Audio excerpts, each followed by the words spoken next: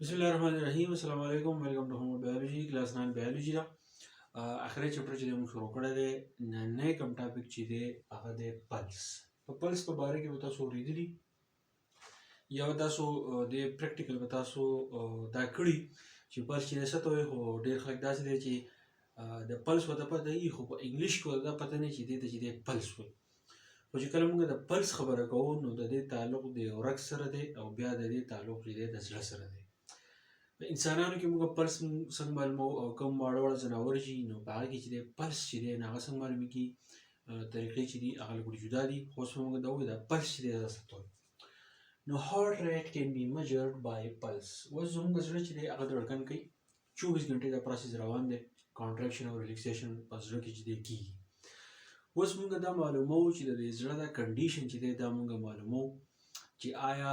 دا څو پیری دا کانټریکشن او ریلیکسیشن چې دی هغه کوي د دې هارت ریټ چې دی مطلب دا دی چې دا څو پیری ریلیکسیشن کانټریکشن کوي د دې ریټ چې دی موږ د دې پیمایش چې کله موږ کوو نو دې ته ویل کېږي پلس پلس دا دی چې موږ د زړه حالت معلومو چې دا څو پیری کانټریکشن او ریلیکسیشن چې دی کوي نو دې پیمایش ته موږ وایو پلس PULSE پلس کاز بای لیفت وینټریکل اوس پلس چې کله موږ معلومو نو د یاد ساتئ زموږ سره چې کوم زړه دی دا موږ څلور خانو ته چې دی موږ بدلو دا لپاسني دوه چې دې ته چې دی موږ چې دی آرټریم ته موږ وایو یا ورته چې دی موږ آریکلز ته موږ وایو لاندنۍ دوه خانې چې دي نو دې ته موږ وایو وینټریکلز دا به هیومن سټرکچر کې چې دی دا ما پورې ایکسپلین کړي چې وینټریکل چې دی څه ته وایي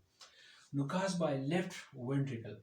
زموږ چې کوم لیفت وینټریکل دی دا زموږ سره رائټ طرف ته دی دا لیفت دی نو د لیفت طرف ته چې کوم وینټریکل دی نو موږ چې کله دا پلس معلومو نو دا د زړه لاندې کوم ګس طرف ته کوم حصه چې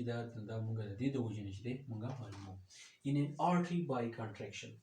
اوس خو دا موږ معلومو د لیفت موږ به دا ووایو چې دې تعلق چې دی د زړه د ګس طرف ته بالکل د لاندې حصې سره چې دی دا دی خو دا چې کله موږ د دې کومه لیکل چې artery by contraction چې کله زموږ د زړه چې د وینو پمپ کېږي ته موږ وایو کانټریکشن او دا موږ په آرټري کې معلومو زموږ د کوم لاس چې دی په دې کې دا کوم رګ چې تللی په دې باندې موږ د بګو د دې کېږو نو په دې باندې موږ د پلس چې دی دا موږ ته محسوسېږي بیا به دا چې by contraction blood rushes to arteries دا موږ د دې معلومو په کوم وخت کې چې زموږ د زړه چې دا کانټریکشن وکړي یعنی کوم آرټریز چې دي هغې ته د بلډ چې دا پوش کې یا رشز دا په پریشر باندې چې دی لاړ شي په آرټریز کې دا په رش مطلب دا چې په پریشر باندې لاړ شي نو elastic walls of arteries expand بس فرض کړه دا زموږ سره آرټري ده ټیک شو اوس زموږ سره کانټریکشن وشو او په دې آرټریز کې زموږ سره دا وینه چې دا داسې روانه ده نو په دې کې دا چې وشي چې زموږ سره دا کوم آرټریز چې دي د دې دا کوم وال چې دي دا ایکسپینډ شي دا دې طرف ته ایکسپینډ شي نو په دغه دوران کې بیا کوم پلس چې دی نه هغه چې دی بیا محسوسېږي arteries in rest are close to the surface د ټول نه په صحیح طریقه باندې چې موږ کوم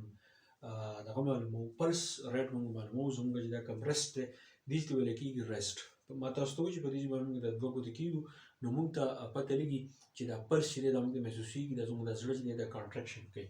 نو پلس is an easy way to know the condition of heart او د پلس موږ ته دا پیدا ده چې موږ د زړه حالت چې دی موږ په صحیح طریقه باندې چې دی موږ معلومو انفارمیشن د زړه په باره کې چې دی الو نو هغه موږ ته د پلس نه چې دی موږ ته پته لګي نو دا شارټ ټاپک او شارټ کوېشن کې دی راتلو چانس شته زه امید کوم دې پوه شوي که بیا هم په دې کې څه کمی به شي مطلب کمنټ کې ضرور ووایئ میلاو شو د نوي لیکچر سره تھینک یو ډېر مننه